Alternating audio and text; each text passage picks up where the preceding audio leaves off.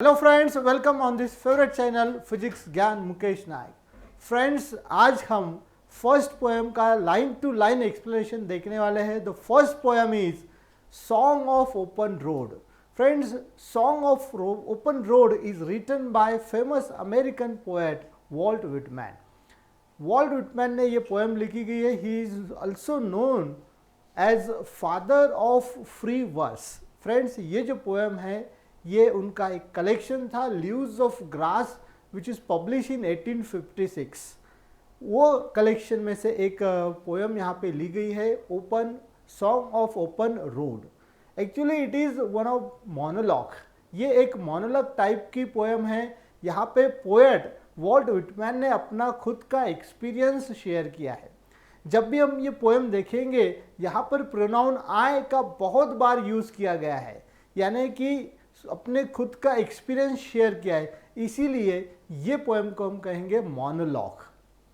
तो चलो स्टार्ट करते हैं। Song of open road written by Walt Whitman. Friends, जैसे अभी आपको बताया कि Walt Whitman was an American poet, essayist and novelist. ये जो गिवन पोएम है ये उनका एक कलेक्शन था, लीव्स ऑफ ग्रास। ये लीव्स ऑफ ग्रास में से ली गई है। इसके अलावा ये जो सारे पॉइंट्स अभी हम डिस्कस कर रहे हैं, ये पॉइंट्स हमें जब हम एप्रिसिएशन लिखते हैं पोएम का, वहाँ पे बहुत इंपॉर्टेंट होते हैं। उसके बाद में he is also called as father of free verse. जो भी इंपॉर्टेंट पॉइंट्स है यहाँ पे वही हम रिपीट कर रहे हैं। He was called as father of free verse. इन्होंने लीव्स ऑफ ग्रास ये तो लिखा ही है, इसके साथ में और एक पोएम लिखी है जो लास्ट ईयर आपने पढ़ी होगी जब आप 10th में थे, डिलीटेड सिलेबस में थे पेंडेमिक की वजह से, O captain my captain. Friends, ये पोएम भी बहुत फेमस हो गई थी because it was written on the president of America Abraham Lincoln. इनके ऊपर उन्होंने ये पोएम लिखी थी, बहुत फेमस हुई थी।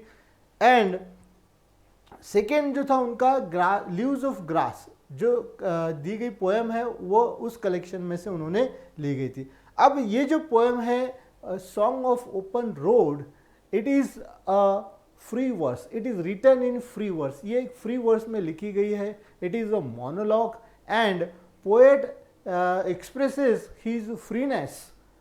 यहाँ पे पोएट ने अपना जो भी फ्रीनेस है वो यहाँ पे एक्सप्रेस किया गया है। पोएट का ऐसा कहना है, he believes that we should be very happy throughout our journey or throughout our life. The poem is full of metaphorical, यहाँ पे मेटाफर का यूज किया गया है। तो चलो स्टार्ट करते हैं। Song of open road. Song of open road, afoot and light hearted I take the open road. In the opening stanza, the poet says that he is ready or he is very eager to go on for a journey which he wants to go. So he says that afoot and light-hearted I take the open road, healthy, free, the world before me. The long brown path before me leading wherever I choose. The first line, the poet says that he is ready. It shows his readiness that now I am ready to go wherever I want. Actually here the open road means not the road which we generally refer or on which we walk. जिस रास्ते से हम चलते हैं वो रास्ता यहाँ पे पोएट ने रेफर नहीं किया गया है। पोएट का कहना है कि road means the course of life. हमारा जो कोर्स ऑफ लाइफ है या जर्नी ऑफ लाइफ है, इसे उन्होंने कहा है। ये पोएम बहुत मेटाफोरिकली यूज़ की गई है। यहाँ पे पोएट का मतलब क्या कहेंगे हम, इसका वर्ड टू वर्ड मीनिंग नहीं है, एक अलग मीनिंग पोएट ये पोएम से कन्वे करना चाहते हैं। तो light hearted means very happy, afoot and light hearted I take the open road means the poet is very happy because he is going to start journey of his life. And healthy free the world before me. He is very healthy and free, means he is physically very fit to go on a tour or wherever he wants. And the world which he is going to visit is now in front of him, means he is completely free from all the restrictions and he can choose any destination wherever he wants to go. जहाँ कहीं पर भी उन्हें जाना है, पूरी दुनिया उनके सामने है, पूरा वर्ल्ड उनके सामने ऑप्शन है, जहाँ कहीं भी उनका मन कहे वो जा सकते हैं। वो बहुत ही फिजिकली फिट है, हेल्दी एंड फ्री, मतलब उनका माइंड बिल्कुल अनरिस्ट्रिक्टेड है, किसी भी टाइप का बर्डन उनके ऊपर नहीं है। The long brown path before me leading wherever I choose. Now here he shows that he has number of options, no restriction, उनके ऊपर किसी का भी रिस्ट्रिक्शन नहीं है। जो भी कोई रास्ता वो चूज करना चाहेंगे वो चूज कर सकते हैं एंड वो रास्ते से वो जा सकते हैं। यानी कि उनके मन में अगर किसी चीज़ को या फिर किसी क्या कहेंगे हम, if you thinks to do something he can do it. Henceforth I ask not good fortune, I myself am good fortune. Henceforth का मतलब होता है then, from then on, यहाँ से आगे। Henceforth means from then on I ask not good fortune, means मैं किसी भी good fortune अच्छे समय का या डेस्टिनेशन का इंतज़ार नहीं करूँगा। I myself am good fortune because I myself is good fortune. I myself is very lucky. I don't need someone lucky. मुझे किसी भी लकी की ज़रूरत नहीं है, किसी भी अच्छे समय की ज़रूरत नहीं है, बिकॉज मैं खुद ही क्या हूँ, बहुत लकी हूँ। इसीलिए इसके बाद मैं किसी भी समय का, अच्छे समय का इंतज़ार नहीं करूँगा, अच्छी चीज़ का इंतज़ार नहीं करूँगा, because I my self is a good Fortune. Henceforth I whimper no more, postpone no more, need nothing. Henceforth means from then on, इसके आगे। Henceforth I whimper no more. Whimper means groan or cry due to pain or trouble. अभी poet कहते हैं कि इसके आगे I will not groan, I will not cry, postpone no more. Postpone means put off, आगे ढकेल देना। कोई भी काम को हम क्या करते हैं, आज नहीं कल करेंगे, फिर नहीं बाद में करेंगे। तो पोएट कहते हैं कि I will not postpone anything, अब मैं किसी भी चीज़ को पोस्टपोन नहीं करूँगा, आगे नहीं ढकलूँगा। नीड नथिंग, मुझे किसी भी चीज़ की अभी ज़रूरत नहीं है।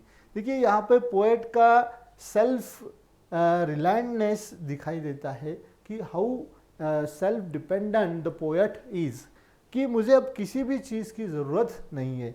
Henceforth I whimper no more, postpone no more, need nothing, done with indoor complaints, libraries, querulous criticism. Done with indoor complaints.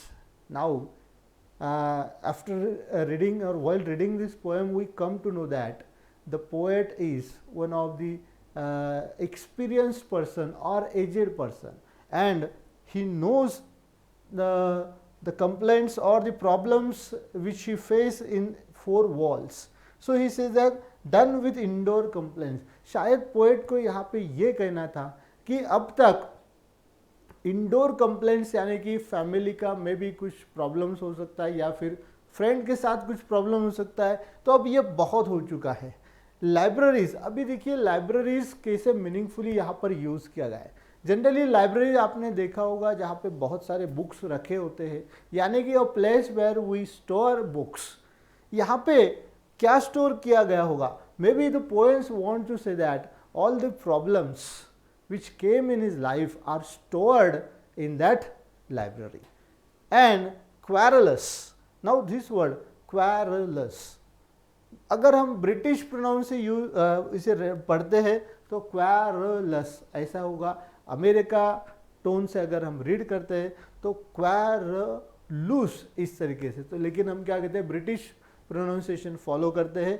क्वैरलस criticism, यहाँ पे पोएट कहते हैं कि ऑलरेडी जितने भी कंप्लेंट्स है, जितने भी प्रॉब्लम्स है, I have done them, I have solve them, I have tackle with them. And quarrels criticism, जितने भी क्रिटिसिज्म मेरे ऊपर किए गए हैं वो भी आई हैव डन इट, उनको भी मैंने कंप्लीट कर लिया है। Strong and contain I travel the open road the earth that is sufficient, strong and content. Now the poet says that he is very confident and content means very satisfied. I have traveled the open road. यहाँ पे poet ये कहते हैं कि I am self dependent. If I decide anything I can complete it. That's why this line shows that strong and content. I travel the open road, the earth that is sufficient. Actually यहाँ पर एक figure of speech का use किया गया है, hyperbole. The earth that is sufficient. Actually earth sufficient नहीं होती, हमें पता होता है, लेकिन यहाँ पे थोड़ा सा हाइपरबोली का यूज किया गया है. The earth that is sufficient. I do not want the constellation any nearer. I know they are very well where they are. The poet says that. Actually, he said that I am very confident and I believe in myself. So, I don't need any type of constellation. Constellation का मतलब होता है किसी famous personality या popularity का. तो writer को किसी फेमस या पॉपुलर पर्सन की ज़रूरत नहीं है. वो कहते हैं कि मैं खुद एक गुड फॉर्चून हूँ and I don't want this type of constellation any nearer. I know they are very well where they are. Poet ये भी कहते हैं कि वो फेमस है, पॉपुलर है, तो वो जहाँ कहीं पर भी वही वो अच्छे हैं. They should not be with me. मैं उनके साथ या वो मेरे साथ नहीं रहना चाहिए. I know they suffice for those who belongs to them. I know they suffice. Suffice का मतलब होता है be enough और sufficient. I know they suffice for those who belongs to them. उनके पास जो भी है वो उनके लिए enough है, पर्याप्त है. Still here I carry my old delicious burden. अब देखिए लास्ट में यहाँ पर ब्रैकेट का यूज़ किया गया है ना. थोड़ा सा सिंबॉलिक मीनिंग यहाँ पे शायद पोइट को कहना था कि ये जो पार्ट है, ये ब्रैकेट हम कब यूज़ करते हैं, किसी बात को अलग से दिखाना होगा या अलग दिखाना होगा. शायद पोइट को ये दिखाना होगा कि ये जो कुछ उनका लाइफ था उससे अभी वो थोड़ा अलग हो चुके, हट के आ गए, साइड में आ गए, तो इसीलिए ये ब्रैकेट का यूज़ किया होगा. एंड वहाँ पे बताया है still Here I carry my old delicious burden. Delicious का मतलब होता है very tasty. जब हम खाना खाते हैं तो वो होता है ना, wow what a delicious food. लेकिन यहाँ पर देखिए delicious is not referred to any food, it is referred to friends, old memories. तो यहाँ पे delicious का meaning लिया गया है sweet. So the poet says that I carry my old delicious burden. Burden means here actually not the load, है ना. Burden का यहाँ पे मीनिंग है उनके जो भी फ्रेंड्स है, उनकी मेमोरीज है, उसके लिए उन्होंने ये वर्ड यूज़ किया गया है. तो ओल्ड डिलीशियस बर्डन यानी कि जितने भी मेरे ओल्ड फ्रेंड्स हैं, उनकी जितने भी स्वीट मेमोरीज है, उनकी अच्छी अच्छी यादें हैं, वो मैं अंत तक कैरी करूँगा. आई स्टिल कैरी, वो मेरे पास है. Still I remember everyone. I carry them, men and women, I carry them with me wherever I go. I carry them, men and women. जो भी मेरे लाइफ में आए थे अच्छे पर्सन्स, हर एक को मैं हमेशा याद रखूँगा. And I carry them with me wherever I go. तो जहाँ कहीं पर भी मैं जाऊँगा तो I will remember all the people who came in my life and made my life very meaningful. I swear it is impossible to get me for me to get rid of them. I swear, I promise.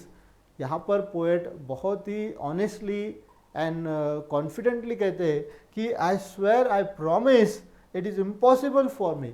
उनको सबको भूल जाना ये मेरे लिए बहुत ही मुश्किल है, इम्पॉसिबल है. I am filled with them and they will filled with me, I will fill them in return. In the last line, the poet says his gratitude, thankfulness that I am filled with them. I am filled मतलब मुझे भर दिया गया है. किससे? अच्छी अच्छी यादों से, तो मेरा जो लाइफ जो इतना हैप्पी बना है, it is because of these friends and their memories, so in return I will feel them. तो मैं भी क्या करूँगा, उन्हें उतनी खुशी वापस करूँगा in return. So last line में पोएट का ग्रैटिट्यूड या फिर हम कहेंगे कि उनका थैंकफुलनेस यहाँ पे उन्होंने दिखाया है। तो फ्रेंड्स, ये बहुत ही मीनिंगफुल पोएम है। यहाँ पर आपको कहीं पर भी राइमिंग पेयर या स्कीम नहीं मिलेगी, because it is written in free verse. तो चलो अगले पोएम में मिलते हैं। इसका हम लेंगे लाइन टू लाइन एक्सप्लेनेशन तो हो गया है, उसके बाद में होगा पोएटिक डिवाइस जहाँ पे फिगर ऑफ स्पीच एंड जो भी अभी ये तो फ्री वर्स में लिखी, इसलिए यहाँ पे पोएम राइमिंग पेयर्स भी नहीं आएंगे, राइमिंग वर्ड्स भी नहीं आएंगे, ना ही स्कीम आएंगे। तो चलो मिलते हैं अगले ऐसे इंटरेस्टिंग वीडियो में। तब तक के लिए thank you for watching this video.